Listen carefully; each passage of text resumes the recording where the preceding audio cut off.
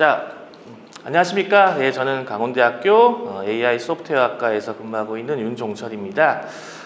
이번 진로 특강을 통해서 저희가 이제 메타버스라고 불리는 최근에 이제 많이들 들어보셨을 만한 용어에 대해서 한번 소개를 드리면서 관련된 기술을 좀 살펴볼 수 있는 시간을 가져보려고 합니다. 제목은 이제 메타버스 어디서 타는 버스라고 이제 얘기를 했지만은 사실 이제 메타버스의 버스는 유니버스에서 나온 거기 때문에 저희가 타는 버스랑은 좀 다른 용어죠. 근데 좀 더 친근하게 접근할 수 있을 것 같아서 제목을 이렇게 정했고요. 이 메타버스라는 것이 어떻게 나오게 되느냐, 그 이전 기술인 어떤 가상현실 그리고 증강현실 이런 내용들도 한번 쭉 히스토리를 살펴보는 시간을 가져보려고 합니다. 우선 제 소개를 간단히 드리면요. 저는 강원대학교 3차 캠퍼스에 있는 AI 소프트웨어학과에서 학생들을 가르치고 있고요. 제가 전공한 분야는 컴퓨터 사이언스 중에서도 컴퓨터 그래픽스를 전공을 했습니다. 그러다 보니까 이제 가상현실이라든지 영상 처리 이런 것을 주로 연구를 하고 있는데 좀 관련 연구 분야라서 한번 이런 주제로 이번 시간을 마련해 보기로 했습니다. 혹시 궁금하신 게 있다면 언제든지 이메일을 주시면 감사하겠습니다. 자, 그럼 이제 얘기를 좀 시작을 해보도록 할게요. 어디서 많이 본 그림이실 수도 있는데 좀 약간 구시대적일 수도 있을 것 같은데요. 이 게임의 한 장면이죠. 포켓몬고라고 불리는 게임입니다. 사실 이제 지금은 많이 안 하세요. 지금 많이 안 하시는데 한 6, 7년 전만 해도 굉장히 선풍적인 인기를 끌어왔었고요. 그리고 사실 이제 가상현실, 먼저 저희가 이제 메타버스 이전에 가상현실과 증강현실을 먼저 얘기를 할 텐데 이 가상현실, 증강현실이라는 분야가 굉장히 오래된 분야였는데 사실은 그렇게 좀 이제 떠오르는 분야는 아니었습니다. 떠오르는 분야가 아니었는데 이놈의 게임 하나가 이 포켓몬고라는 게임 하나가 어마어마한 성공을 가져오면서 이 가상현실 또는 증강현실이 돈 되는 플랫폼을 만들 수 있구나라는 증거를 보여줬고요. 실제 이제 제가 6, 7년 전에 미국에 잠깐 있을 때 길거리에서 모든 사람들이 이 스마트폰을 들고 다니면서 이 게임을 하고 계시고 심지어 이제 여기서 특정 레벨 이상이 된다면은 피자헛을 들어가면 피자를 한 판 더 주고 이런 약간 플랫폼 간에 연관된 어떤 마케팅까지 이루어지고 있는 것을 본 적이 있었습니다. 어쨌든 이제 포켓몬고 이후에 수없이 많은 이런 증강현실 어플리케이션들이 스마트폰에 많이 나오기 시작했죠. 조금 더 뒤로 가보도록 할게요. 아마 이 지금 영상을 보고 계시는 분들께서는 이게 영화의 한 장면인데 이게 어떤 영화의 한 장면인지 잘 모르시는 분이 많이 계실 거예요.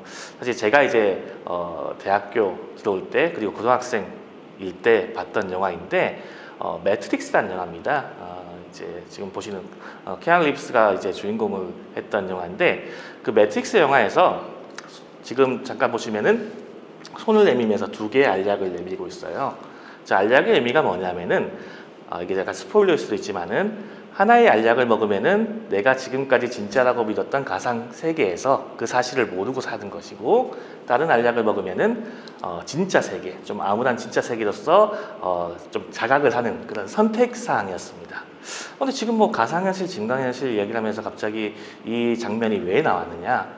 사실 이 매트릭스라는 영화에서 이 가상현실이 정말 사람들이 진짜처럼 느끼게 된다면은 현실과 가상의 경계면이 사라지는 그런 예제를 한번 보여줬었거든요. 근데 이제 사실 이 메타버스에서는 이 얘기가 조금 더 달라지거든요. 그래서 마지막에 이 사진을 보면서 이야기를 한번 더 보겠습니다. 어쨌든 이 매트릭스라는 영화에서 우리가 가상현실이라는 것을 좀 극명하게 느낄 수 있었고 혹시 안 보신 분이 있다면은 한번 꼭 보셨으면 하는 바람이 있습니다. 자, 그럼 이제 가상현실부터 좀 살펴보도록 할게요. 사전적 의미는 이렇습니다. 컴퓨터 그래픽스 기술을 활용해서 가짜이지만 실제와 같은 환경을 만들고 사람의 오감, 우리가 5가지 감각이 있잖아요. 그것을 통해 서로 상호작용이죠. 오타가 발견했습니다. 상호가 아니라 상호작용을 하는 기술입니다. 보통 이제 휴먼 컴퓨터 인터랙션이라고 불리는 이제 HCI 기술과 연계되어 있고요. 과거에는 아까 말씀드린 대로 가상현실이 그렇게 막 각광받는 분야는 아니었어요. 영화의 일부분, 또 군사 시뮬레이션 또는 게임에서 좀 특수한 시장에 한정되어 있었지만은 현재는 안 들어가는 데가 없습니다. 교육, 기계 설비, 의료, 관광, 스포츠, 방송 다양한 분야로 확장되고 있고 4차 산업의 어떤 메인 핵심 중에 하나로 보고 있죠. 자, 잠깐 비디오를 한번 보도록 하겠습니다. 우리가 이제 뭐 CES라고 하는 뭐 전자 박람회가 하나 있죠. 2020년도에 CES에서 네온 프로젝트라고 삼성에서 이제 발표한 프로젝트가 있습니다. 잠깐 비디오를 보시면은 어디서 그냥 사람들이 막 얘기를 하고 있는데 밑에 자막이 나옵니다. 뭐 이들 중 실제 인간은 몇 명일까요? 가상의 인간이니까 저런 자막이 나왔겠죠. 예, 모두 인공인간이라고 얘기를 합니다. 사실 이 프로젝트 같은 경우는 이제 굉장히 유명한 이제 분이신데 우리나라 분은 아니고요. 이제 프라나브 미스트리라는 어떤 젊은 과학자가 삼성의 임원으로 이제 들어가서 추진한 프로젝트의 결과물인데 이제는 정말 이제 보통 우리가 아바타라고 얘기하는데 어떤 사람의 형상까지도 이런 가상의 인물들이 진짜하고 거의 구분이 되지 않을 정도로 지금 되어 있다는 거죠. 즉 가상과 그리고 실제하고가 이제 구분이 안 가는 세계에 우리가 이제 그런 기술력을 가진 세계에 맞닥뜨리고 있다고 보시면 됩니다. 자, 그럼 우리가 이제 가상현실 시스템을 만들기 위해서 필요한 장비를 좀 보도록 하죠. 가장 많이 아시는 것들이 보통 이제 뭐 헤드 마운티드 디스플레이라고 해가지고 눈앞에 끼는 장비입니다. 얼굴에 끼고 이제 가상의 시각적 자극을 받아들이는 그런 장비가 있고 그거 외에도 이제 우리가 오감을 다 인터랙션이 가능해야 되기 때문에 촉각과 관련된 햅틱 센서 같은 거 그리고 뭐 청각 그리고 후각 아직 미각은 조금 어려운 문제이긴 한데 이 미각을 제외한 나머지 감각을 다 자극할 수 있는 여러 가지 기술들이 그리고 그런 장비들이 가상현실에서는 필요하게 돼 있고요. 이런 장비하고 관련되어진 기술이 아래에 있는 이제 HCI, 뭐 휴먼 컴퓨터 인터랙션, 인간과 컴퓨터의 상호작용이라고 얘기하죠. 그리고 이 이머전 테크놀로지, 좀 더 몰입감, 즉 가상의 세계가 실제같이 느껴지게 하는 그런 기술들이 지금까지도 많이 개발되어 있고 그리고 앞으로도 계속 개발될 예정입니다. 자, 그럼 이제 우선 HMD부터 보도록 하죠. 여러분들 이미 다 아시는 걸 거예요. 요즘에 뭐 이제 스마트폰으로도 많이 하고 있는 이 HMD라는 디스플레이가 사실 가상현실 시장이 굉장히 작았을 때는 굉장히 고가의 장비였습니다. 제가 사실 이제 2000년도 초반에 이제 가상현실이라는 것을 제가 학습을 할 때, 공부를 할 때요. 대학원생일 때 공부를 할 때는 이 HMD 기기가 보통 한 2천만 원 정도의 가격을 했었어요. 그때 당시 2천만 원이면 굉장히 고가였는데 지금은 사실 이제 뭐 스마트폰만 있으면은 구글 카드보드 같은 경우는 거의 뭐 1,000원짜리 하나만 가지고도 우리가 이제 양안 두 개의 눈에 서로 다른 정보를 줌으로 인해서 실제와 같은 느낌을 만들 수 있는 이 시각적인 자극주는 HMD를 누구든지 이제 사용할 수 있습니다.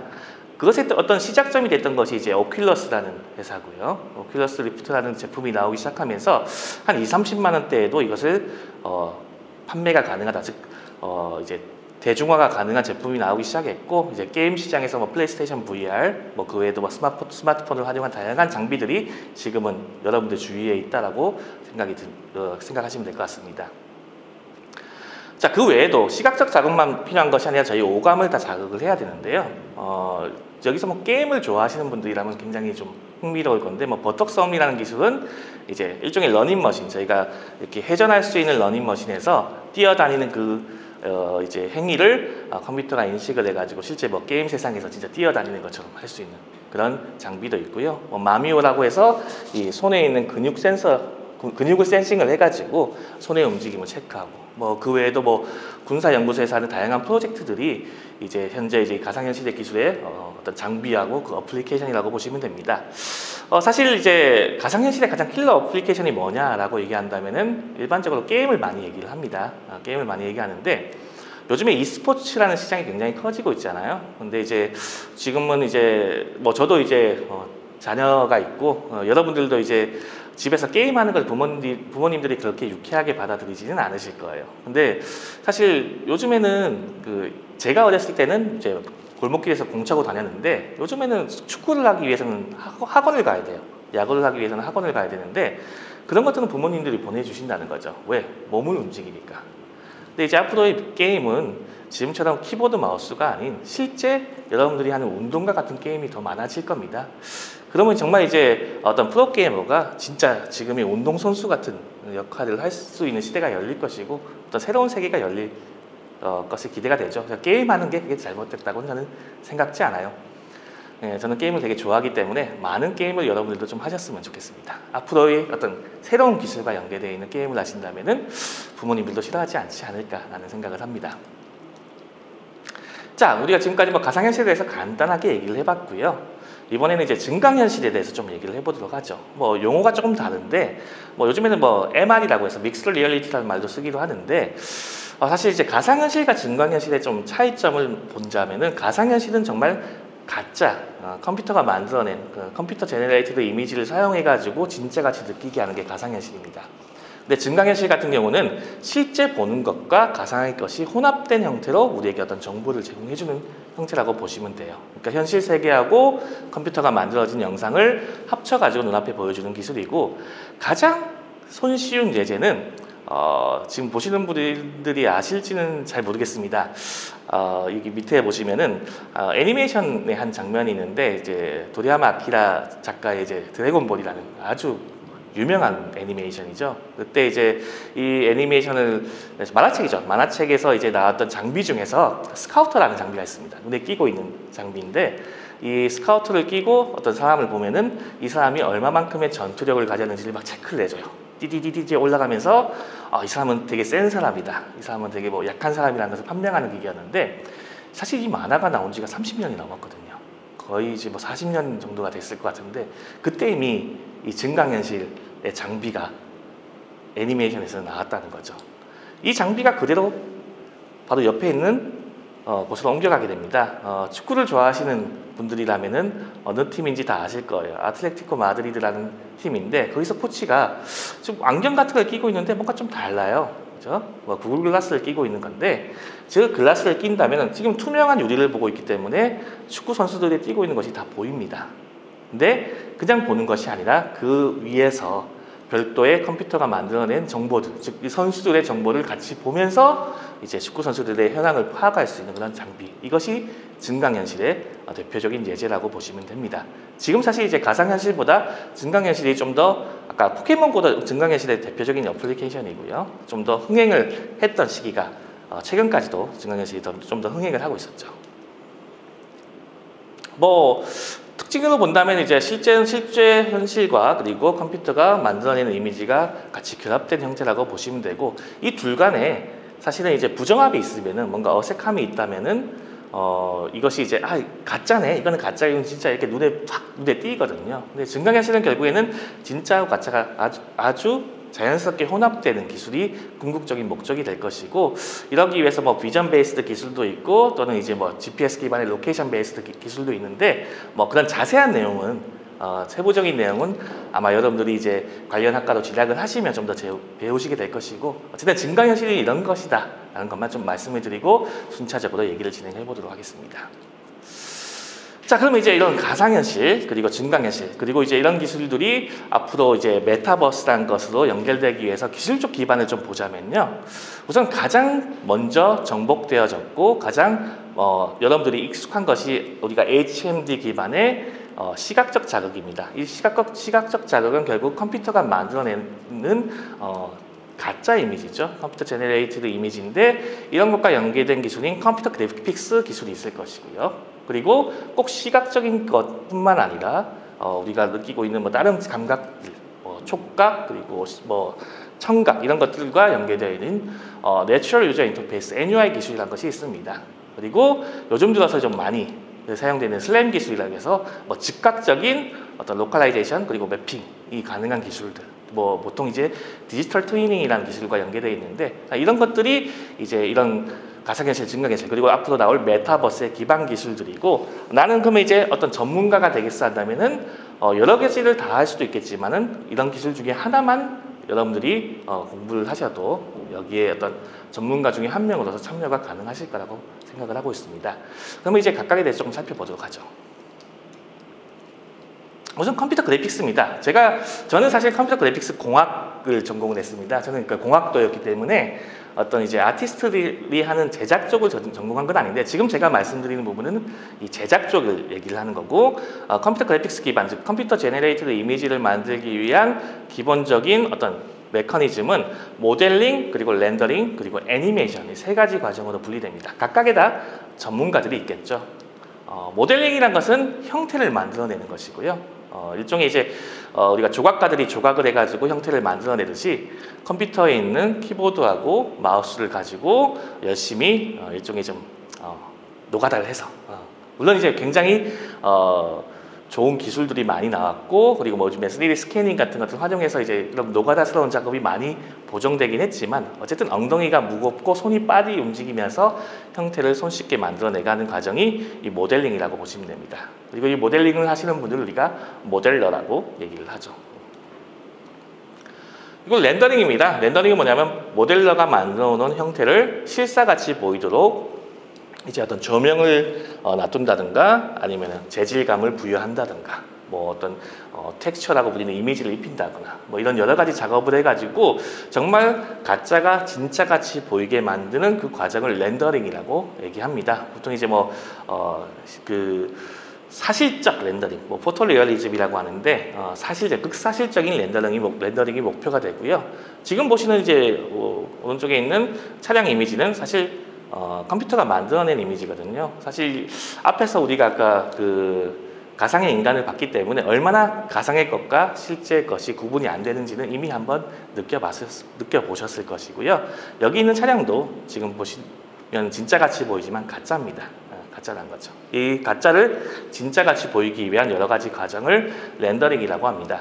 근데 이제 렌더링, 아까 모델링을 하시는 분을 우리가 모델러라고 한다면은, 그럼 렌더링을 하시는 분은 렌더러라고 얘기를 하겠다라고 유추하시겠지만은, 렌더러는 컴퓨터고요. 렌더링을 전문적으로 하시는 분은 이 렌더러를 컨트롤하는 분이기 때문에 이분들을 우리가 이제 테크니컬 디렉터라고 보통 얘기를 해요. TD라고 얘기하는데 뭐 기술 감독이죠, 우리말로 하면. 그러니까 세 가지 사람들 중에, 그러니까 모델링, 렌더링, 그리고 마지막에 나오는 애니메이션 중에서 가장 중요한 역할을 하시는 분이라고 생각하시면 됩니다. 이제 남은 거는 이제 움직임을 주는 겁니다. 잠깐 비디오가 나오고 있는데 컴퓨터 애니메이션, 이제 애니메이션이라는 것은 결국 움직임을 주는 거죠. 모델링이 형태를 만들고 렌더링이 진짜같이 보이게 만드는 거라면은 애니메이션은 움직임을 주는 것이고, 그 중에서도 컴퓨터 애니메이션은 컴퓨터를 사용해서 스스로 움직일 수 없는 것을 움직이는 것처럼 만드는 기술들입니다. 애니메이터들이 하는 작업이고, 너무나도 오래된 거죠. 1986년에 룩소 주니어라는 지금 보시는 애니메이션이 지금 있는데요. 보신 분이 있으실지 잘 모르겠지만은 어떤 픽사라는 회사가 다 아시는 픽사죠. 지금은 디즈니하고 합병이 돼서 디즈니 픽사인데, 픽사라는 회사가 이제 만들어지게 된 근원이 되는, 그러니까 3차원으로도 우리가 만화를 만들 수 있다, 애니메이션을 만들 수 있다는 하나의 대표적인 예제로서 픽사 룩소 주니어가 나는데, 여기서 이게 움직임을 만들어내는 과정이 애니메이터들이 하는 역할입니다. 여기에는 키네마틱스, 다이나믹스, 다양한 기술들이 필요하게 되는데, 역시 이런 것들, 세부적인 내용들은 여러분들이 희망하신다면 나중에 더 공부를 하시면 될 것 같아요. 자, 그럼 이제 컴퓨터 제너레이트 이미지, 이제 가상의 시각적인 것을 만들기 위해서는 형태를 만드는 분, 그리고 실사같이 보이게 만드는 분, 그리고 이제 움직임을 만드는 분, 이 세 명의 어떤 세 가지 작업이 필요한데, 여기서 추가적으로 컴포지션이라 해서 합성이라는 분야가 또 따로 있긴 하지만, 어쨌든 이런 다양한 작업을 하시는 분이 엮여가지고 가상의 것을 실제처럼 보이게 만들어냅니다. 즉, 한 명이 이 역할을 다 할 수는 없어요. 본인의 적성에 맞는, 본인이 하고 싶은 일을 하나 선택해서 이런 시각적 자극을 만들어내는 작업을 하시면 될 것 같습니다. 본인의 진로가 어디에 될지는 앞으로 이제 차차 생각을 해보셔야겠죠. 지금까지는 이제 약간 그 아티스트적인 것을 봤고, 나는 이제 아트 쪽에는 별로 재능이 없어, 좀 더 공학적인 것을 보고 싶어 라고 하신다면은 이 NUI 기술, 내추럴 유저 인터페이스 기술을 한번 생각해 보셔도 괜찮을 것 같아요. 우리가 이제 사실 그 유저 인터페이스라는 것은 사용자가 어떤 인터랙션을 하기 위한 수단인데, 여기 내추럴이라는 말이 붙었습니다. 그러니까 자연스러운 형태로 어떤 컨트롤을 한다는 것이죠. 즉, 자연스럽다는 것은 우리가 현재 하고 있는 뭔가 행위를 통해서 컴퓨터를 또는 기기를 다룬다는 그런 의미를 보시면 되는데, 대표적으로 우리가 하는 동작, 제스처나 또는 음성, 말 같은 걸로 시스템을 조작하는 인터페이스입니다. 가장 궁극적인 인터페이스는 뇌파겠죠. 뇌에 딱 끼고 우리가 뭐 과학 공상과학 영화 같은 거 보시면은 뇌에 딱 끼고 나서 내가 생각하는 대로 뭔가 움직이면 가장 궁극적으로 좋은 인터페이스가 되겠지만 실제로 이것도 지금 만들어지고 있어요. 어느 정도까지는 만들어졌고요.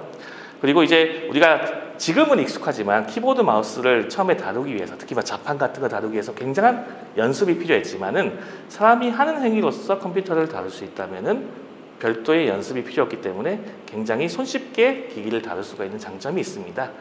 그래서 아까 저희가 가상현실, 가상의 세계는 결국에는 컴퓨터가 만들어낸 세계가 될 텐데 이 가상의 세계에서 가상의 사물들과 인터랙션을 하기 위해서는 이런 NUI 기술을 활용해 가지고 인터랙션을 할 수밖에 없고 나는 어떤 공학적이면서도 어떤 사람의 심리를 같이 공부하고 싶다면 이 NUI 기술 쪽을 한번 공부해 보시는 것도 굉장히 좋은 선택이라고 생각합니다. 이미 우리는 NUI 기술에 굉장히 익숙해져 있어요. 그죠? 여러분 스마트폰이 다 있다면은 뭐 저는 아이폰을 쓰고 있어가지고 뭐 시리라는 그 NUI 그 인터페이스의 가장 대표적인 형태가 있는 거죠. 음성인식 기술이죠. 그리고 좀 오래된 영화긴 하지만 마이너리티 리포트라는 영화를 보시면 탐 크루즈가 이 데이터 글러브를 끼고 막 이렇게 움직이는 장면이 나오게 되는데 이런 것들이 지금 NUI 기술의 현재이고 미래도 지금 계속 오고 있다라고 보시면 됩니다. 간단히 뭐 아까 잠깐 얘기가 됐던 마미오라는 근육 센싱을 통해서 하는 인터페이스의 영상을 잠깐 보도록 할게요. 보시면은 손의 움직임을 가지고 그 컴퓨터를 제어를 하게 되는데 이 팔목에 끼고 있는 하나의 밴드죠. 이 밴드가 이 손에 있는 근육을 센싱을 해가지고 뭐 드론을 움직인다든지 또는 게임에서 활용을 한다든지 다양한 목적, 뭐 심지어 군사용 목적 또는 개인의 어떤 스포츠 생활을 위한 목적으로도 사용될 수 있는 대표적 인터페이스를 한번 보겠습니다. 뭐 프레젠테이션 뭐 같은 걸 할 때도 제스처만 가지고 얼마든지 인터랙션이 가능한 거죠. 비디오 플레이어도 가능한 그런 예제를 보여드리고 있습니다. 자, 그리고 잠깐 나왔지만 뭐 슬램 기술이라는 것이 요즘에 또 확 떠오르는 기술인데요. 뭐 동시적 위치 추정 및 지도 작성이라고 하는데 여기 뭐 밑에 보이는 그림에서 어떤 뭐 조그마한 자동차 같은 것이 지나가면서 전체적으로 뭔가를 쏘아가지고 공간을 인식하는 기술. 그러니까 실시간으로 뭐 후속 처리가 아닌 이 자동차가 움직이면서 공간을 다 어떻게 생긴 공간인지 3차원적으로 뽑아내는 매핑 기술이 우리가 슬램 기술이라고 보시면 됩니다. 뭐 당연히 뭐 요즘에 많이 나오는 자율주행 자동차라든지 뭐 디지털 트윈이라고 해가지고 실공간을 가상의 디지털 세계로 그대로 따오는 기술의 가장 핵심 기술이라고 보시면 되고 지금은 너무나도 많이 발전했기 때문에 정말 고퀄리티의 그러니까 실제 세계를 가상으로 옮기는 것이 얼마든지 가능한 세상이 됐다는 거죠. 네. 이게 뭐 단순히 가상현실 세계에도 이용되고 있지만 뭐 토목이라든지 건축이라든지 이런 데서도 많이 활용되고 있는 기술이라고 보시면 됩니다. 자, 지금까지 막 뭐 여러 가지 다양한 얘기를 했는데 사실 이 강좌의 제목은 메타버스는 어디서 타는 버스냐라는 게 제목이었어요. 근데 뭐 버추얼 리얼리티, 뭐 아그먼트드 리얼리티, 뭐 NUI, 슬램, 뭐 컴퓨터 제너레이터 이미지 뭐 이런 얘기를 계속 하고 있죠. 이 사람은 왜 이렇게 쓸데없는 얘기만 하고 있느냐라고 생각을 하실 텐데 이런 기존의 기술들이 잘 융합이 돼서 이제 새로운 신조어인 메타버스라는 것이 만들어지게 되는 겁니다. 메타 유니버스죠. 자, 그럼 이제부터 진짜 메타버스에 대해서 조금 얘기를 해보도록 하죠. 사실 여러분들이 메타버스를 가장 경험해 볼 수 있는 근처에 있는 플랫폼은 제페토입니다. 뭐 네이버 또는 뭐 라인이라고 보시면 되죠. 회사에서 만든 제페토라는 플랫폼이 있는데 사실 이제 우리나라에서는 제페토가 굉장히 많이 활용되고 있고 많이 좀 홍보가 되어 있고 법령화되어 있는데 뭐 외국에서 뭐 로블록스라는 뭐 플랫폼도 있고 다양한 플랫폼들이 사실 비슷한 플랫폼들이 존재하고 있습니다.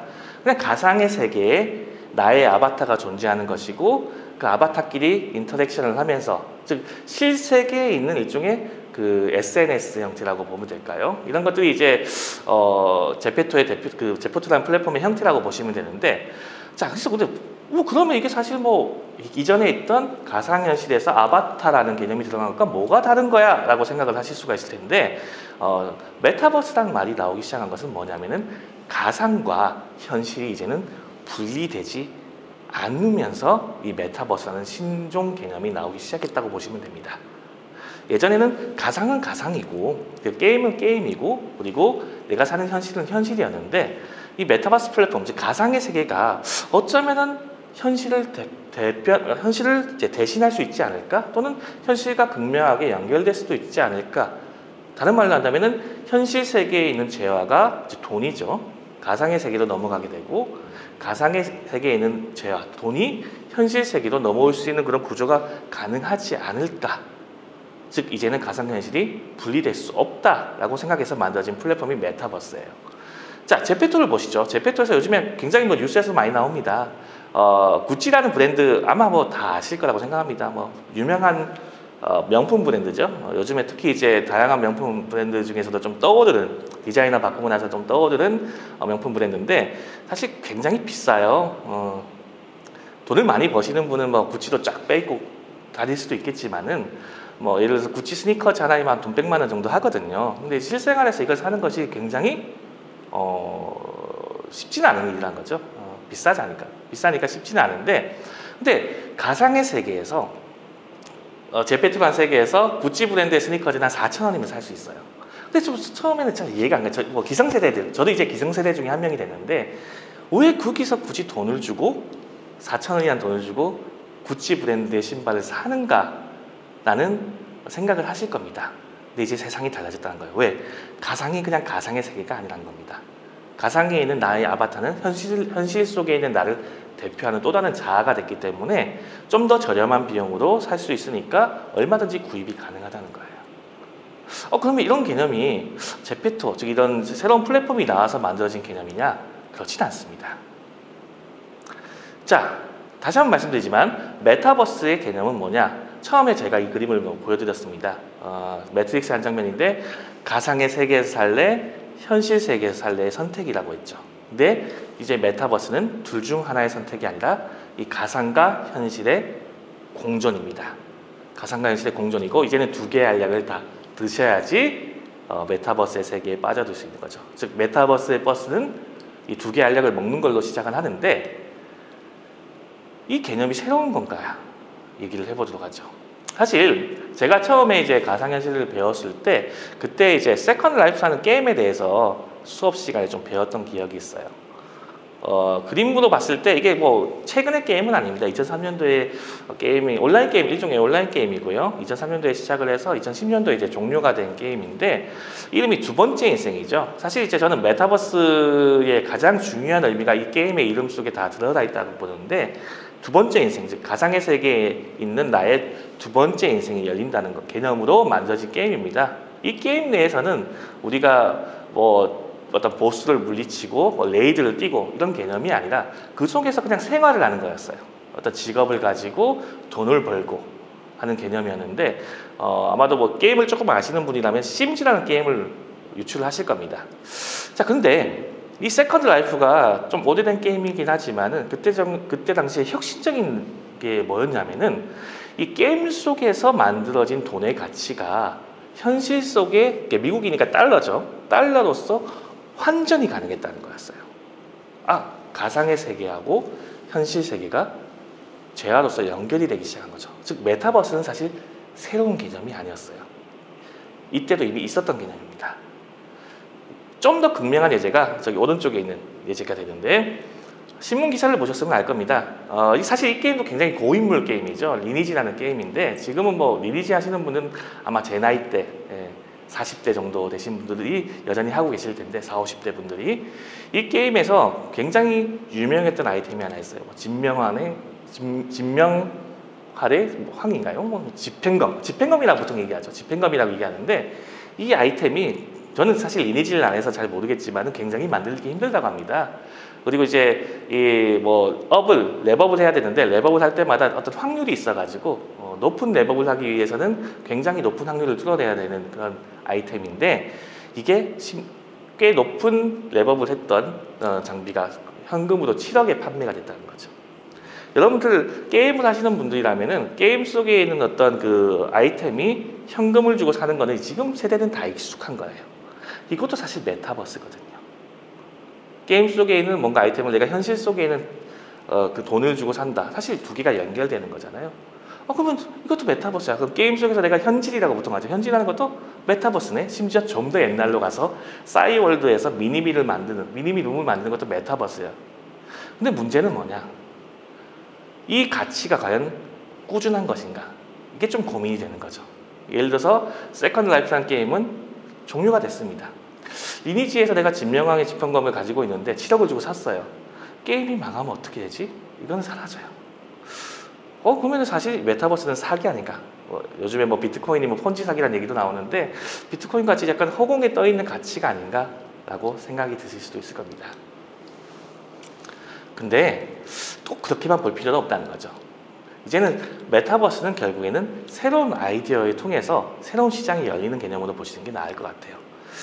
가장 좋은 예제가 직방이라는 앱이 있습니다. 직방이라는 회사에서 만든 앱인데 부동산 앱이에요. 아마 지금 이 영상을 보시는 학생들은 잘 모르실 수도 있지만은 이제 원룸이라든지 아파트 같은 것을 거래하는 직방이라는 회사가 있는데 이 회사가 원래 이제 사옥을 서울에 이제 한 층을 빌려서 쓰고 있었습니다. 근데 부동산하는 회사가 아무리 생각을 해보니까 이 사옥을 서울에 있는 빌딩이 한 층을 빌리면 돈을 굉장히 많이 냈을 거 아닙니까, 그죠? 근데 그 돈이 너무 아까운 거예요. 그러다가 코로나가 빵 터졌어요.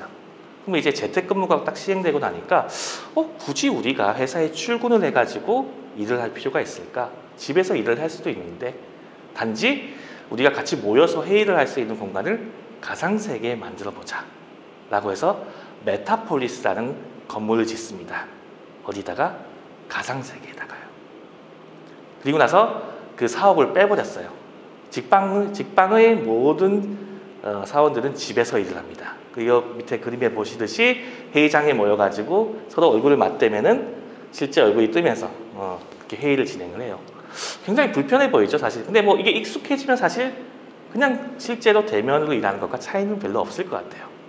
근데 직방이 여기서 끝냈으면 그냥 얘네들은 그냥 메타버스라는 것을 활용해서 그냥 재택근무 플랫폼을 만들어냈네 라고 끝이 났을 텐데 이 직방이 다시 한번 말씀드리지만은 부동산을 하는 회사입니다. 그래서 한 번 더 머리를 쓰는 거죠. 건물을 가상의 세계에서 우리가 실제 세계에서 100층짜리 건물을 지으면은 시간도 굉장히 많이 걸리고 돈도 굉장히 많이 들게 될 텐데 가상의 세계에서 100층짜리 건물 짓는 거는 너무나도 쉬운 일이거든요. 그래서 이 친구라고 안 되죠. 이분들은 가상의 세계에서 메타폴리스라는 건물 하나 만들고 나서 본인들은 한 층만 썼어요. 나머지 층은 다 비어 있습니다. 그리고 나서 이 나머지 층에 돈 내고 들어오라고 합니다.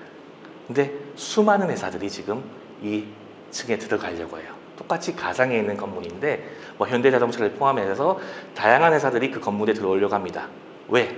그들만의 정보 공유가 가능하거든요. 어떻게 보면 약간 이제 봉이 김선달, 우리가 이제 예전에 대동강물을 팔려고 했던 그런 개념으로 볼 수도 있지만은 메타버스라는 플랫폼을 가장 잘 활용해서 새로운 가치를 만들어낸 예제라고 볼 수가 있을 것 같습니다. 자, 그러면은 메타버스 다시 한번 말씀드리면 가상과 실제 간의 초연결되는 세계, 이 세계에서 우리가 앞으로 고려해야 될 것은 무엇이냐? 여러 가지 기사가 뜹니다. 315조 메타버스 시장을 잡아라. 게임 업체, 여러 지자체에서 메타버스. 저희 학교가 속해 있는 강원도에서도 메타버스. 그리고 저희 학교에는 굉장히 유명한 교수님이 계시죠. 근데 이 메타버스가 과연 계속해서 이게 발전해 나갈 수 있는 기술이냐? 사실 여러 가지 기술들이 그 시대를 지배했던 기술들이 있는데 이것이 지속적으로 됐던 기술들이 그렇게 많지는 않아요. 그러니까 메타버스가 만약에 계속되기 위해서는 뭐가 필요하냐? 저는 지속성이 필요하다고 봅니다. 무슨 말이냐면은 리니지에서 집행검이 7억짜리 가치를 계속 유지하려면 그 게임은 영원해야 돼요. 게임 플랫폼이 문을 닫으면은 그 가치가 사라지니까요. 제페토에서 내가 어떤 옷을 사입고 내 아바타를 꾸미는 것이 계속해서 가치를 가지려면 그 플랫폼은 지속적이어야 됩니다. 지속 가능한 플랫폼이 존재하느냐, 그리고 그 하나도 뭉쳐지는 플랫폼이 결국에는 저는 하나의 플랫폼 또는 두세 개의 플랫폼으로 뭉쳐지게 될 거라고 생각을 하는데 그 플랫폼 상에서 직방과 같은 아이디어를 가지고 새로운 이윤을 누가 찾아내느냐에 따라서 미래 세계에서 새로운 또 부자들이 만들어질 거라고 생각합니다. 지금 우리가 사는 세계는 뭐 유리천장이 있다고 하죠. 계급을 올라가기 힘든 세계가 있다고 하지만은 이 메타버스의 세계에서는 이제 뭐 새롭게 열리는 세계이기 때문에 여러분들 중 누군가는 재벌이 될 수도 있고 또는 대단한 벤처 기업가가 될 수 있다는 거죠. 그 세계 내에서. 단 메타버스는 현실과도 연결되어 있기 때문에 거기서 얻어진 재화는 현실로서 이동이 가능하고 실제 부자가 될 수 있다는 겁니다. 여러분들에게는 새로운 세계가 이제 열리고 있다는 점에서는 굉장히 좋은 기회가 되지 않을까 싶습니다. 버스를 타야겠죠. 이 버스를. 자, 하지만 모두가 탈 수는 없는 겁니다. 이 버스를 모두가 탈 수는 없는 것이고 결국에는 준비하는 자가 미래에 살아남게 될 겁니다. 우리는 어쩔 수 없는 경쟁사이거든요. 그러면은 이 메타버스라는 플랫폼을 이해를 하고 그리고 거기에 필요한 기술들을 이해해서 내가 여기서 어떠한 장사를 할 수 있을까? 어떠한 번뜩이는 아이디어 가지고 새로운 가치를 만들어낼 수 있을까가 앞으로 여러분들이 성공하고 성공하지 못하고의 어떤 결정권을 가지게 될 거라고 감히 저는 예측을 합니다. 그래서 이런 여러 가지 기술들, 지금 앞에서 말했던 여러 가지 기술들, 그리고 앞으로 나올 많은 기술들에 계속 관심을 가지시고 그리고 거기에 걸맞는 공부를 하신다면은 성공하는 미래가 열리지 않을까, 메타버스 세계에서 성공하는 미래가 열리지 않을 거라고 말씀을 드리면서 이번 강의를 마치도록 하겠습니다. 네, 감사합니다.